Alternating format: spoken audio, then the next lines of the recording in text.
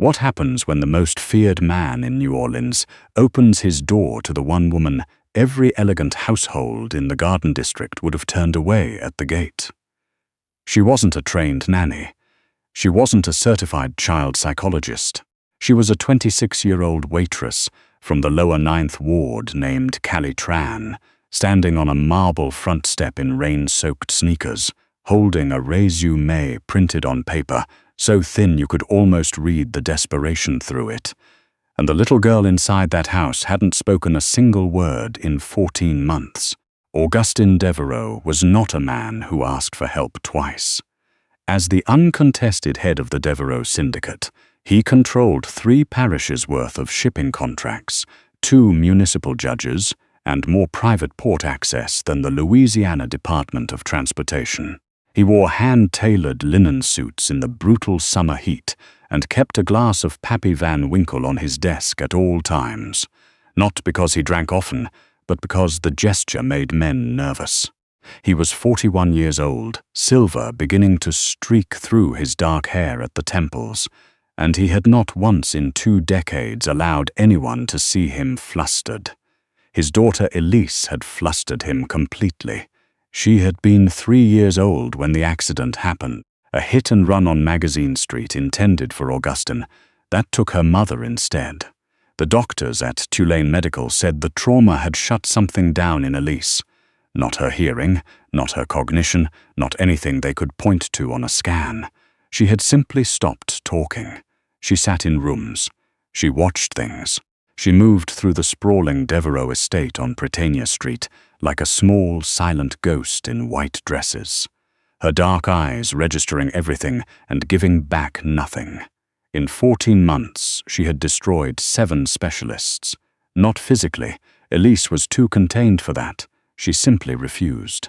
Refused to speak, refused to engage, refused to acknowledge that any of the parade of child psychologists and specially trained caretakers who entered her world had any more relevance than the furniture.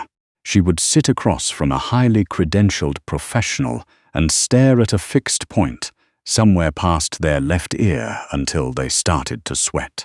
The 7th specialist, a woman with a PhD from Vanderbilt and a waiting list 3 years long, had told Augustin quietly at the door that his daughter's silence was a choice, not a symptom, and that no intervention would work until Elise decided otherwise.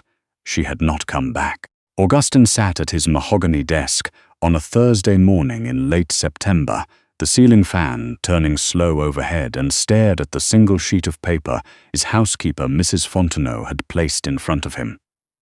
It was a referral from the Crescent City Domestic Placement Service. Not a psychologist this time. Not a specialist. Just a name, Callie Tran. 26. Previous work: diner waitress, hotel laundry attendant, part-time day care assistant at a church-run program in the Ninth Ward. No formal credentials beyond a 2-year community college certificate in early childhood development she hadn't finished. He almost crumpled it. Mrs. Fontenot, who had worked in the Deveraux household for 19 years, and was one of perhaps 4 people alive who could speak plainly to Augustin without fearing the consequence, cleared her throat. "The agency said she's different with children," she said simply. "They said she has a looked up. Everyone they've sent has had a way." "Yes, sir." This one came with a note from Father Arsenault at St. Claude's. He said she sat with a non-verbal child in his after-school program for 6 weeks and got the boy to sing. Mrs. Fontenot paused. He said she didn't use any technique. She just sat with him. Augustin looked at the paper for another long moment. "Send her in Friday," he said. Callie Tran was sweating through her one good blouse by the time she got off the streetcar on St. Charles Avenue. She had taken the line from her apartment in the Ninth Ward, a studio above a Vietnamese grocery that her mother had lived in before her, with a ceiling fan that clicked on every 3rd rotation, and a bathroom where the hot water worked 2 days out of 5. Callie had lived there her whole life. She paid $640 a month, and lately had been paying it in 2 installments, the second one always a little late, always accompanied by a note to her landlord, Mr. Thibodeau, that she handwrote because she felt the personal touch made him kinder about the grace period. Her father had been sick for 2 years. Congestive heart failure, the slow kind that cost money every month, in ways that accumulated quietly and then all at once. He was home now, stable enough, but the bills from his hospitalizations had wrapped around their finances like a vine. Callie was working doubles at Magnolia Cafe 3 nights a week and picking up weekend shifts at the laundry depot on Elysian Fields. She was tired in a way that had stopped feeling temporary.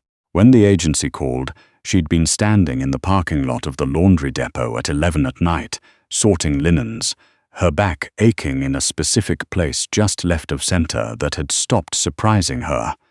A residential placement. A private client in the Garden District. Weekly cash. The rate the woman on the phone quoted her made Callie pull the phone away from her ear and stare at it for a second. "Is the child dangerous?" Callie had asked. The woman on the phone had been quiet for a beat too long. She has complex needs. Callie knew what that meant. She'd worked with complex needs before. She'd sat on the floor of the St. Claude's after-school room with a 7-year-old boy named Marcus who hadn't spoken since witnessing something no child should witness, and she had done nothing except show up and be present, day after day, until one afternoon he had hummed along to a song she was humming, and then looked startled by the sound of his own voice. She wasn't a professional. She knew that. She was a 26-year-old woman with wide hips and thick thighs and an old pair of flats that needed replacing, walking up the long driveway of a Garden District estate that looked more like a museum than a home. The gate had been opened for her by a man with no expression and a radio on his hip. 2 other men stood near the portico. None of them smiled. They scanned her like she might be hiding something, which, Callie noted, was a reasonable concern for a household that apparently needed 3 armed men at the front door. She was shown to a sitting room by a woman in her 60s, with silver-streaked hair, who introduced herself only as Mrs. Fontenot. The room was cool and still, and decorated with the kind of antiques that made you afraid to sit down. Callie sat down anyway, perching on the edge of a wingback chair, pressing her knees together and trying to remember to breathe. The door opened and Augustin Deveraux walked in. Callie had been around confident men before. The owners at Magnolia Cafe were confident. Father Arsenault was confident. But what Augustin Deveraux carried into a room wasn't confidence exactly. It was gravity. The air seemed to reorganize itself around him. He was tall, dark-eyed, lean in the way that spoke of discipline rather than genetics. And when he looked at Callie, she had the distinct sensation of being read, catalogued, and filed. He stopped a few feet from her. "Miss Tran," he said. His voice was a low, unhurried baritone that had the particular quality of a man who never needed to raise it. "Yes, sir," Callie said. His eyes moved over her, her round face still flushed from the heat. The blouse she'd ironed twice that morning, the practical width of her frame, settled into his expensive chair. He was assessing her. She understood that, and she let him, keeping her chin level. "You have no formal training in childhood trauma," he said. "No, sir. Your experience is primarily food service and laundry work, and the after-school program at St. Claude's. 3 years. Father Arsenault's note mentioned a child, Marcus. Augustin folded his arms. "Tell me what you did." Callie thought about it honestly. "I showed up," she said. "I didn't push him. I didn't have a plan. I brought crackers and I sat on the floor because the chairs in that room are too high for kids his size, and I just let him know I wasn't leaving. That's all I did." Augustin studied her for a long moment. "My daughter has not spoken in 14 months. She is 4 years old. She has been assessed by 7 professionals, none of whom she acknowledged. The last one told me that Elise is making a choice." He paused. "I believe she is right. Elise decides who is worth her attention and who isn't. So far, no one has been." "What does she do during the day?" Callie asked. Augustin blinked. "Slightly. She sits, she draws. She watches the courtyard from her window. What does she draw? Another pause, this one different in quality. Birds, he said after a moment, mostly birds. Callie nodded slowly. Before Augustin could continue, the sound of small feet on marble came from the hallway, and then a door somewhere down the corridor opened and did not close. A moment later, Elise Deveraux appeared in the sitting room doorway. She was tiny for 4, dark-haired like her father, with wide, serious eyes that were somehow both very young and very old at the same time. She wore a white sundress and held a single crayon loosely in one hand, the dark blue kind. She stopped when she saw Callie. Callie did not stand up. She did not smile with the bright manufactured warmth that adults used on children who were afraid. She simply looked at Elise the way you looked at something genuinely interesting and waited. Elise stared back. From behind her, a young housekeeper appeared, reaching anxiously for the child's shoulder. "Miss Elise, your father is in a meeting. You shouldn't." Callie raised one hand slightly, just enough. The housekeeper stopped. The room was very still. Elise took one step into the room, then another. She kept her eyes on Callie the entire time, watching for the change. The moment the woman's expression would shift into performance, into effort, into the practiced gentleness that Elise had apparently learned to identify and reject. Callie's expression didn't change. She just waited. Elise walked all the way across the Persian rug until she was standing directly in front of Callie's chair. Then she looked down at the dark blue crayon in her hand and, with the careful deliberateness of a child making a considered decision, held it out, took it. "Blue," Callie said quietly, not to Elise, not performing for the room, just naming it, the way you would name something you found beautiful. Elise looked at her for another long moment. Then she turned around, walked back toward the doorway, and stopped. She turned her head back over her shoulder and looked at Callie with those dark, ancient eyes. Then she walked down the hallway. Callie turned back to Augustin. He was standing very still. The expression on his face was not one she could easily read, but something in his jaw had gone tight in a way that looked less like anger and more like a man trying to hold something together from the inside. "She's never done that," he said quietly. "She has never offered anything to anyone. In 14 months. Callie looked at the crayon in her hand. "She's lonely," she said simply. "She doesn't want a specialist. She wants somebody who'll just sit with her." Augustin cleared his throat. "Mrs. Fontenot will show you the East Wing," he said. His voice had returned to its controlled register, but something in it was different. "You'll move in this weekend. Your rate has been adjusted. Mrs. Fontenot has the details." He turned toward the door, then stopped. "Miss Tran," he said it without turning back. "Whatever Father Arsenault is paying you at that church program, it ends. You're here now. You focus on Elise." He walked out. Callie sat in the chair for a moment longer, the dark blue crayon still in her hand. She thought about her apartment, the clicking fan, the note she'd have to write Mr. Thibodeau. She thought about her father and the bills and the laundry depot at 11 at night. Then she thought about a little girl who drew birds and hadn't spoken in over a year. She closed her fingers around the crayon. Life in the Deveraux estate had a rhythm unlike anything Callie had experienced. She moved into a room in the East Wing that was larger than her entire apartment, with a window seat overlooking the rear courtyard, a clawfoot bathtub she was afraid to use for the first 3 days, and a mattress so deep and still that she lay awake on it the first night because her body didn't know what to do without the springs. She did not attempt to work with Elise. Not immediately. The first week, Callie simply existed in proximity to the child. She ate her meals in the sunroom when Elise ate hers. She sat in the courtyard on the garden bench in the mornings and did nothing in particular, while Elise watched from her window above. In the afternoon, she read on the floor of the upstairs hallway, her back against the wall, close enough to Elise's door that the child could see her feet under the gap if she looked. On the 4th day, Elise's door opened. The child came and sat on the hallway floor 3 feet from Callie, crossing her legs and setting a sketchbook in her lap. She did not look at Callie. She began to draw. Callie did not comment on the drawing. She turned a page in her own book. They sat like that for 40 minutes. On the 6th day, Elise moved 2 feet closer.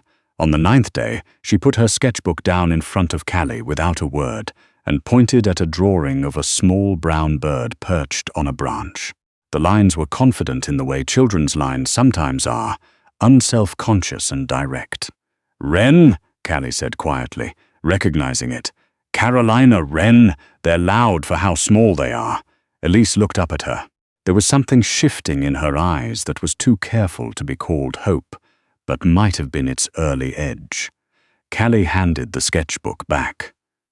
From the far end of the hallway, Augustin Deveraux stood in the shadow of the stairwell and watched. His security chief Reeves was waiting for him downstairs with a report about a border problem with the Salcedo operation in Metairie. 3 phone calls had gone unreturned.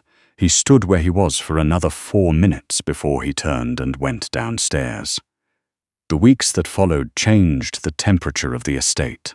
Callie had a gift that no amount of training could have produced and no certification could have measured. She was simply, genuinely present. Not in the performed, therapeutic way of the specialists who had preceded her, in the way that a steady person is present, warm without demand, patient without effort, there without requiring anything back. Elise bloomed toward it like a plant finding light. She started following Callie through the house. Not seeking interaction, just proximity. If Callie was in the kitchen helping Mrs. Fontenot with something, Elise would appear on a stool at the counter with her sketchbook. If Callie was in the courtyard, Elise would settle on the step below her, close enough to feel the warmth. In the 3rd week, something else changed too. Augustin started coming home earlier. He told himself it was operational. The Q4 renegotiations with the Port Authority required late afternoon calls that were more efficiently managed from his private office at the house. He sat at his desk and reviewed manifests and listened to the sounds of the estate, and found with some irritation that the sounds were different now. There was a low hum that he eventually identified as Callie, singing something soft and shapeless while she moved through the rooms. There was Elise's small feet on the marble, which had always moved like a question, and now moved like something closer to an answer. One evening he came upon Callie in the kitchen. She hadn't heard him in the doorway. She was standing at the wide marble island in one of the soft cotton dresses Mrs. Fontenot had arranged for her. The clothes she'd arrived in had been quietly replaced within her first week, at Augustin's instruction, though no one had told Callie directly, and she had found the wrapped boxes in her room with a note from Mrs. Fontenot that said simply, "The climate requires it."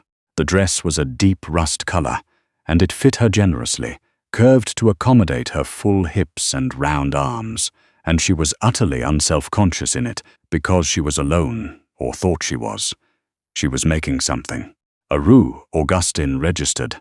The smell of it was dark and nutty and deeply familiar, the smell of his grandmother's kitchen on winter Sundays. She was humming. He stepped into the light.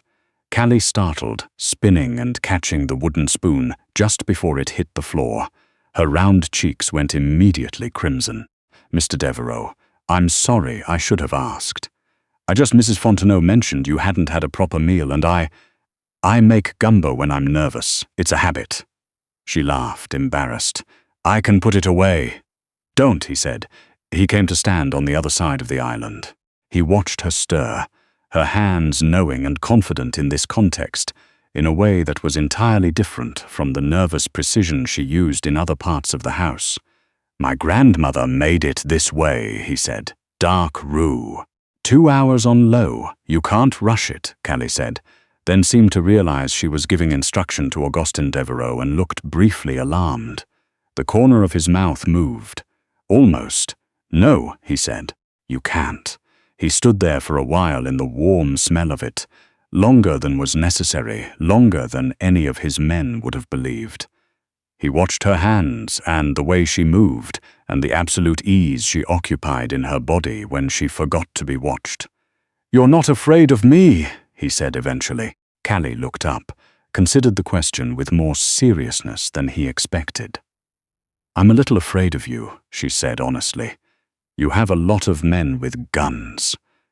But not in the way you probably mean. The way you look at people like you're deciding whether they're worth the trouble. I know that look. My daddy had it. It just means you've been disappointed a lot." The kitchen was very quiet. Augustin looked at her for a long moment. "You overstep, Miss Tran," he said. "Yes," Callie agreed, and turned back to her roux. He stayed for the meal. It was in the 7th week that Callie's past reached through the gates of the estate and found her. Her debt was not to a loan shark. It was to a man named Gideon Pruett. Pruett ran a modest territory in New Orleans East. Numbers, small-time lending, a few protection arrangements with shops along Chef Monteur Highway. He was not important in the city's hierarchy. He knew it and resented it. He also knew that Callie's father had borrowed $11,000 from him when the first hospital bills came in 18 months ago, before they understood how long the illness would last, before Callie had known about the arrangement at all. Her father, Hank Tran, had paid back 9 of it. The remaining 2,000 with Pruett's interest structure had become 4,000, then 6, and was now approaching 8,000 by Pruett's accounting, though his accounting was the kind that moved according to his mood. Callie had been sending payments from her waitress wages, small ones, consistent. When she moved into the Deveraux estate and the security protocols meant she couldn't easily leave for her regular payment drop, she had sent a note through her cousin Bev explaining the situation. Pruett had not found this acceptable. She found out on a Tuesday when Mrs. Fontenot handed her the phone with a look on her face that Callie had not seen before. It was Bev's voice on the line. Bev was crying. Pruett's men had come to the grocery. They had not hurt anyone. They had simply stood there, 2 large men in the narrow aisles, until Callie's mother came out from the back and went pale. They left a message. Callie had until Friday to come in person with the full balance, or the payment plan was over and the terms changed. The new terms would involve her father's name going to certain people who could make his remaining time more difficult. Callie sat with the phone in her hand in the small hallway off the kitchen long after Bev had hung up. She felt the particular cold that came with a threat that had found the right angle, not at her, but at people she couldn't protect by being brave. She did not sleep that night. She sat in Elise's doorway after the child was down, watching the small, steady rise and fall of her chest, and she thought about what it meant to leave. She could leave. She could go back to the 9th ward, work out something with Pruett, protect her family. She would lose this job. She would lose Elise, who was, for the first time in 14 months, beginning to come back. She would lose the family at the table. She didn't tell Augustin. She couldn't explain why it seemed like something she had to handle herself. Something that felt like if she told him it would confirm every calculation he'd ever made about people who came from her world, carrying their problems in behind them. She was trying so hard not to be a problem. On Thursday morning, she went to Augustin's office to give him her notice. He was at his desk when she knocked. He looked up and read her face in the space of a single second. "Sit down," he said, and it was not a question. She sat.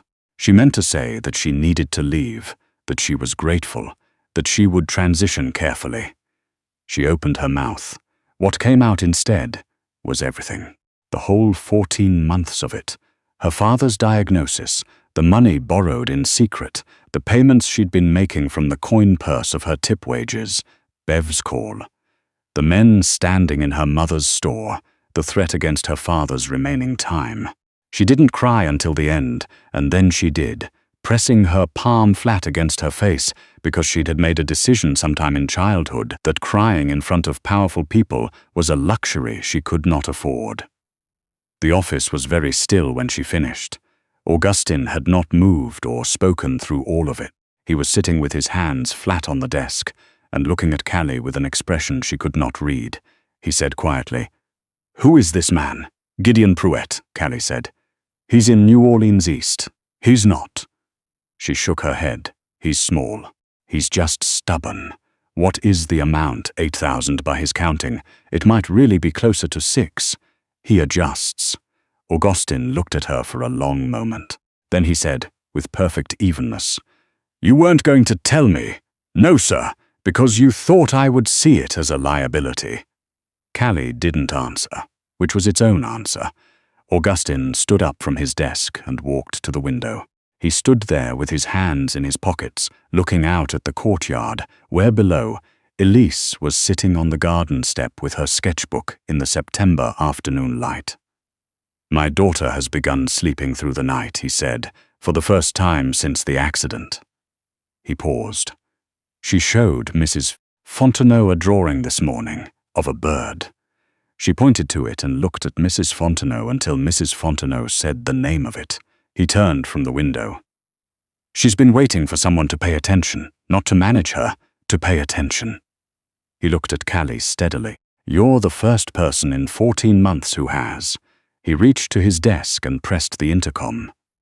"Reeves," the reply was immediate. "Sir, find me everything there is to know about a man named Gideon Pruett in New Orleans East. Numbers operation. Chef Monteur corridor." Augustin straightened the cuff of his sleeve, a small unhurried motion. "I'll want to speak to him personally tonight." Callie looked up. "You don't have to, Miss Tran," he said her name with a quiet authority that closed the topic. "Go be with Elise." Friday came in off the river on a warm front, the evening sky turning copper over the city. Gideon Pruett kept his office in the back of a tire repair shop on the eastern edge of town. It was not an elegant space. Fluorescent light, particle board desk, 2 folding chairs for visitors. He was eating takeout from a styrofoam container when the lights in the shop went out. He pushed back from his desk. By the time he registered what was happening, the back door had been opened by 2 men who did not introduce themselves, and a third who stood slightly behind, and to the left of the man who walked in last. Augustin Deveraux did not look like a man who belonged in a tire shop at 9 o'clock on a Friday. He looked like the concept of consequence in a linen suit. He came to stand across the desk from Pruett and looked around the space once with the patient disinterest of someone who has walked into many rooms and found them all inadequate. "Mr. Pruett," he said. Pruett's takeout fork was in his hand. He set it down. "My understanding," Augustin said, "is that a Hank Tran borrowed $11,000 from you approximately 18 months ago and has returned 9 of it. His daughter has been paying the remainder in consistent installments, and yet the balance, according to your accounting, continues to grow." He tilted his head. "I'd like you to explain how 11 minus 9 becomes 8. Pruett's mouth opened. "That was a courtesy question," Augustin said. "You don't need to answer it." He reached into his jacket pocket and set an envelope on the particle board desk. "That is $12,000, the original loan, plus 20%. The Tran family's account with you is cleared. The debt is dissolved. Every record of it is gone." Pruett stared at the envelope. "I want to be very clear with you," Augustin continued, in the same even, unhurried voice, "because I think clarity serves us both. Callie Tran is under my personal protection. Her father is under my personal protection. Her mother and her cousin and every person connected to her by blood or bond are under my personal protection." He looked at Pruett with dark eyes that had not changed temperature once. "If any one of them is made to feel afraid again for any reason connected to you, the tire shop and the numbers operation, and every arrangement you've built in this corridor disappear. Quietly, permanently." A pause. "Do you understand me?" Pruett nodded. "Say it," Augustin said. "I understand," Pruett said. Augustin straightened. He looked at the envelope once more. "Keep the change," he said, and walked out. Callie was in the courtyard when he got back. sitting on the garden bench in the dark with her knees pulled up and a cup of something warm in her hands. She had not been able to sleep. She heard the gate, heard footsteps on the brick path, and looked up. Augustin came and stood in the courtyard. His jacket was over his arm. He looked entirely unruffled, which she was beginning to understand was simply how he looked at all times, regardless of what had just happened. "It's done," he said. Callie set her cup down. Her throat tightened in a way she hadn't anticipated. Augustin. She had used his name, she realized, for the first time without the spusker. She started to correct it, and he shook his head slightly. "The debt is cleared," he said. "Your family is safe. That won't change." He came closer, standing at the edge of the lamplight from the courtyard lanterns. "What will change is that you stop treating yourself like a problem I have to be managed around." Callie looked up at him. "I'm not your—" She stopped. "I work for you. You're the reason my daughter handed someone a crayon and trusted them with it," he said. "You're the reason this house stopped feeling like a monument to something lost." He stood looking at her the way he'd looked at the roux in the kitchen that night, like something that had reminded him of warmth without trying. "You are not a liability, Callie. You are the first steady thing in this house in over a year."